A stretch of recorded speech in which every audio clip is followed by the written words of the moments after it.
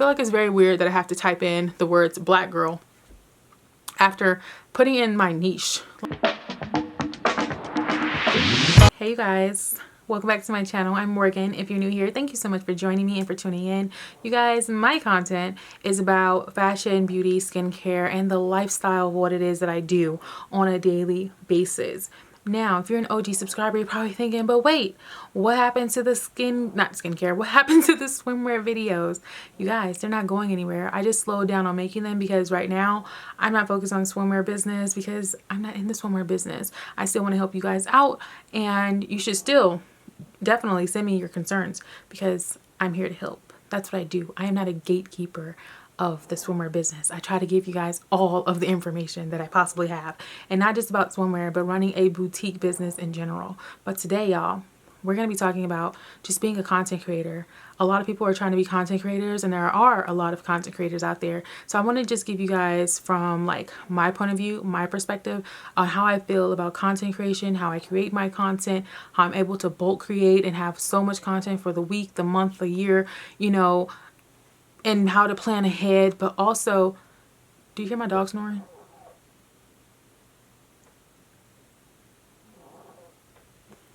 Sweetheart, baby girl, go get in your bed.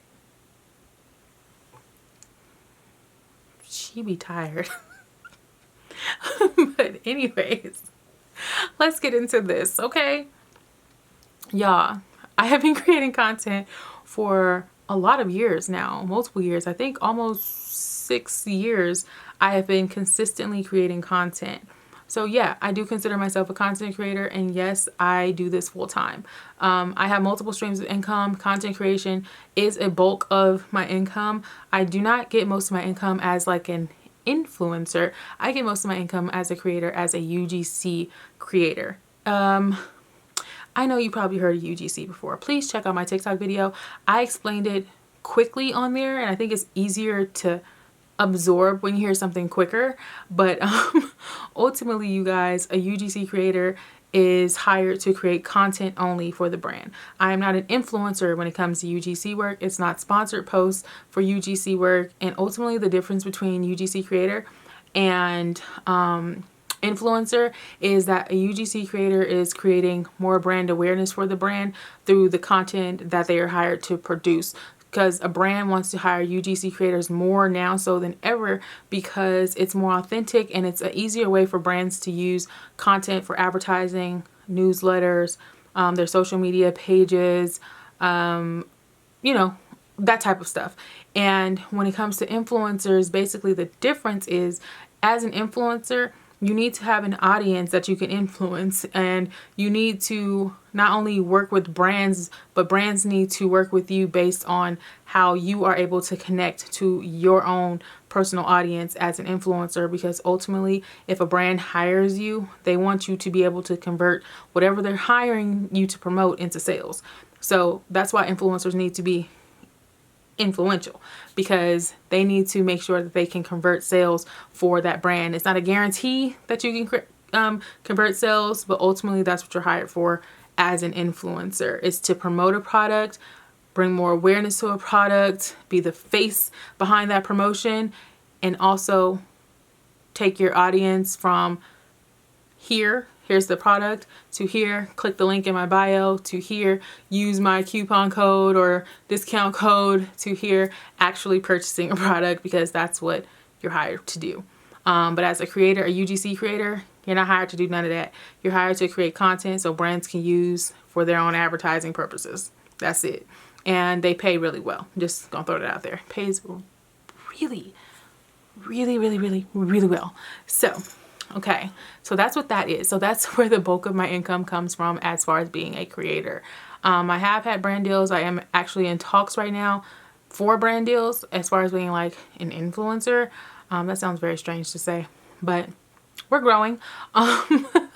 So I'll let you guys know how that goes probably early in the next year, because the deals that I'm working on right now are actually really, really good. And I do want to actually introduce you guys to a couple of brands that I personally reached out to be able to talk to you guys about this and be able to get paid for talking to you guys about this. So I got y'all, period. Now, moving on from how I get paid as a creator to how I actually create the content as a creator. So basically, most of my content is just what I do on a daily basis. I do my hair, I do my makeup. I like aesthetics. I am that girl that likes the aesthetics of certain content. A lot of people love my hair videos right now.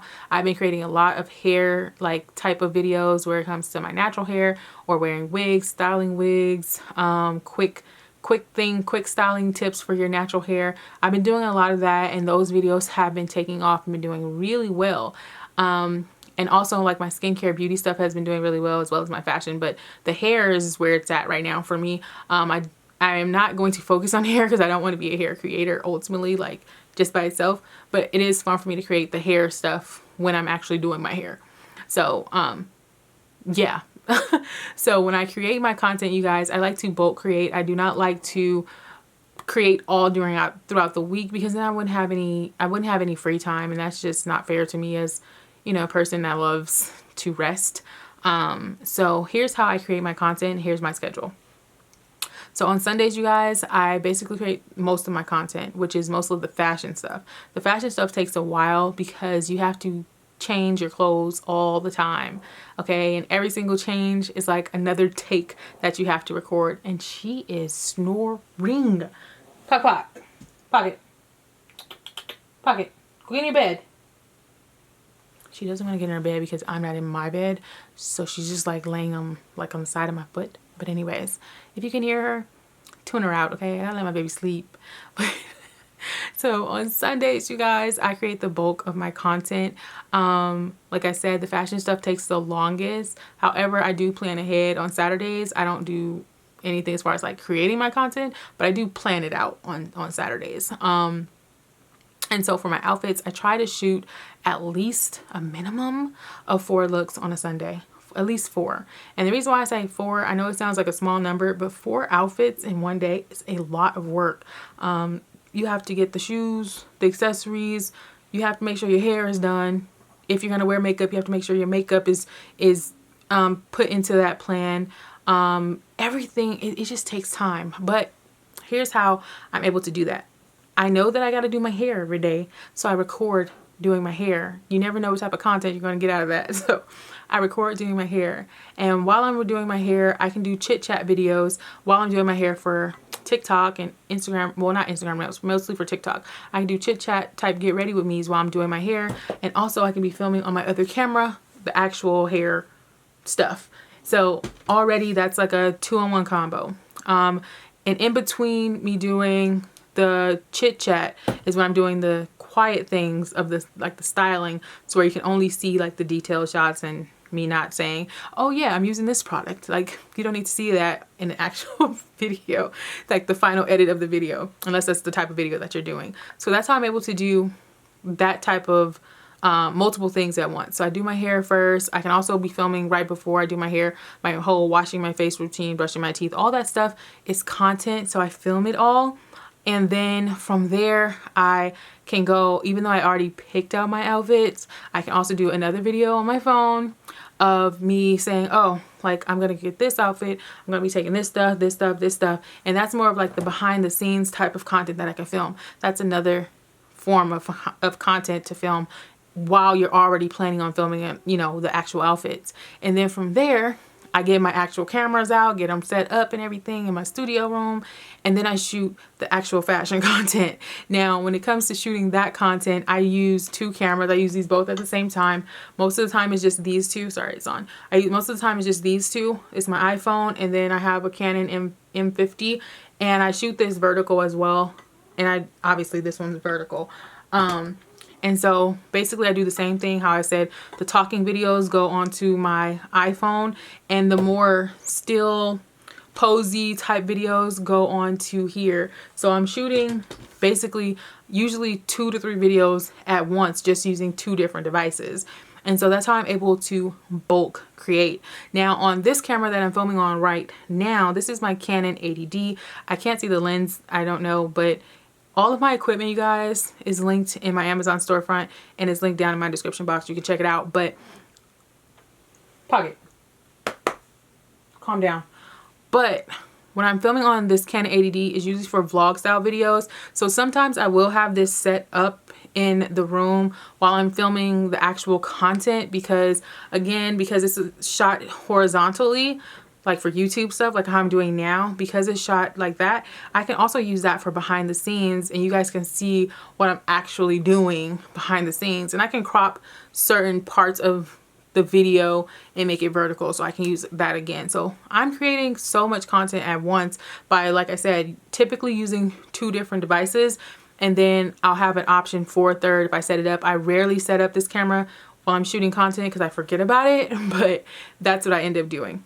So that's how I schedule up my fashion content. Like I said, 4 outfits. I do my makeup twice also on Sunday. So in the beginning of the day, it's probably something very light, airy, natural makeup. And then I'll shoot another, I'll wash my face, and then I'll do another look, which is more like something like this, more sultry, more dark, because usually I'll shoot those outfits in the evening that makes sense for this eye look. So that's what that's what will happen. So like I said, 2 beauty looks, 4 outfits, it's a go. So that's for like fashion and beauty now, and skincare as well, because I can do skincare depending on if I change up something in my skincare routine, or if I'm trying a new product or doing an unboxing or something like that, then I can squeeze that in first thing in the morning. Now, the other type of content that I'm also filming usually every day is on this camera, like I said, the Canon 80D, and I'm shooting my lifestyle content. So I have so many clips on different memory cards of just me cooking, me cleaning, me doing very close-up shots of like making coffee, because you know you need that aesthetic video, and then things like playing with my puppy, you know, the normal things that you do on a normal basis, like vlog style content. So I will have this camera with me most of the time anyways. So that's how I do that. And then on Monday, okay, Monday is mostly my admin days, meaning not only am I checking my emails on Monday, not only am I sending emails on Monday to different brands, I'm also doing the behind the scenes work that needs to be done as far as editing. The editing doesn't take me long because I am very organized in how I shoot my content. So I usually know, just because I'm so used to it, how to chop up the clips to get them done faster, which makes sense for my editing style. So like I said, Mondays, I try to edit everything that I shot on Sunday. And then I do that before, like, I want to say like 2 p.m. usually on Monday. And then after that, I try to create a little bit more content. I'll shoot some more outfits if I have time. If I can't do the full outfit look on a Monday, then what I would do is like behind the scenes stuff of me setting up for my next batch of shooting. On Tuesdays, I shoot all day as well. So my workload, honestly, you guys, is Sunday through Tuesday, okay? Sunday through Tuesday, maybe Wednesday because of editing, obviously. But like I said, editing doesn't take up too much of my time. And because it's and because this is my full-time job, I am at home all the time. I can be on the go. I can still be editing on my iPad, different things for like my social media accounts. So that's how I do the bulk of my content batching and how I'm able to get so much done throughout the week. And I should say this as well. The content that I shoot on Sundays and Mondays and Tuesdays, it's enough content to last me at least 2.5 weeks, because I'm shooting different things in between time, even on this vlog camera, I have so much content to spread out. I have reels to post every single day for at least, like I said, I would say a week and a half. Reels to post every day, TikTok videos to post every day. I have my fashion content to post every single day on Pinterest. I have so much backed up content that I still haven't posted yet. So I have content to post on Pinterest. And it just makes more sense to do bulk creations rather than shooting one thing every single day and then having to play catch up all the time. And then basically, you guys, from Wednesday evening all the way again till Sunday or Saturday night, I'm free. It's basically scheduling and posting in between time random actual in the moment videos on TikTok, things that are not pre-recorded. So I'm able to create that way. Now, one of the things that I do want to say is very frustrating as a content creator. and trying to find inspiration as a Black content creator, a Black woman content creator, is the fact that when I'm searching for things like I was today and probably yesterday and the day before that, is that I feel like it's very weird that I have to type in the words Black girl after putting in my niche, like the niche that I'm trying to appear in. Having to type Black girl is the most frustrating thing to me, because it just says that the algorithm does not recognize us naturally within certain search terms. So if I'm searching for like streetwear, there's no Black girls that just automatically pop up. And I feel like that's weird, because it's literally saying that the algorithm does not recognize us in those spaces, even though those spaces were created by us, you know. Like there's so many different niches where we should automatically pop up in, because we dominate those areas. Well, not dominate, we started the trends in certain areas, but we don't pop up in those areas. So it's very frustrating. So having to type in Black girl for street style, Black girl fashion, Black girl hairstyles, Black girl braids. Like, why do I have to type in Black girl braids in front of braids? That's weird. You're snoring again, baby girl. I'm almost done. I promise I'm almost finished. She's looking at me like, you better speed this up. It's my bedtime. It is her bedtime. It's 9:30. I'm sorry. Okay. Yeah. But having to type in Black girl to pop up in these spaces is just unsettling to me. Like I love the fact that you have to type in. I have a love-hate relationship with that term, but I love the fact that when I do type in Black girl, we're all over the place. So it's like our own little safe, it's like our safe space. You know what I mean? It's like a safe space for us to be in, because we typed it in. I know it's us. Like we there. You know what I mean? But I also feel like because we're in that safe space, we're not popping up in the vast majority of that search term. So when other girls who are not Black type in streetwear, they see themselves. Or not women of color, I should say. They see themselves. When they type in braids, they see themselves. When they type in, you know, like home decor, naturally, they see themselves. And so I feel like because we're a long, was it called a long tail keyword? We're not popping up in the direct search. And that is mind blowing to me as a Black creator. I also feel like because of that, naturally, when brands are on the hunt and they're searching for girls and guys to represent their brand, they had to do a lot of digging to find us. And that's not fair, because there are so many Black creators who deserve a lot more recognition. I myself believe I deserve a lot more recognition. Just throwing it out there into the universe.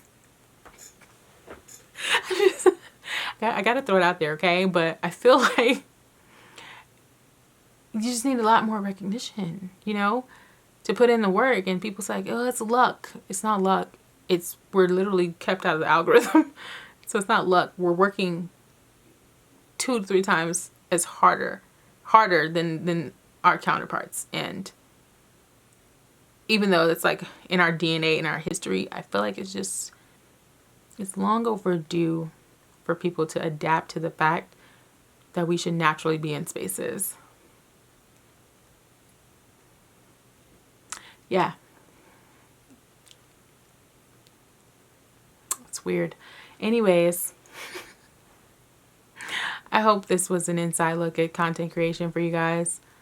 If you guys want to see my behind the scenes of how I actually create that stuff, I did a behind the scenes video. Just check out, I think it was Vlogmas Day 2, I believe. Behind the scenes of filming content for a brand. You should check that out. But if you guys want to see like my actual behind the scenes of like filming for a day, let me know, because you know the weekend is going to be rolling around really soon and I can film it in the moment, you know. So thanks for hanging out with me tonight, guys. I hope you guys loved my little chit chat, my ramble. I hope this has inspired you to create content, and I hope that you create content and be smart about it. Don't work harder than you have to. Get a schedule and stick to it, and you're going to create content so much more seamless. And I feel like that's really good for your mental health. So yeah, see you guys on the next one.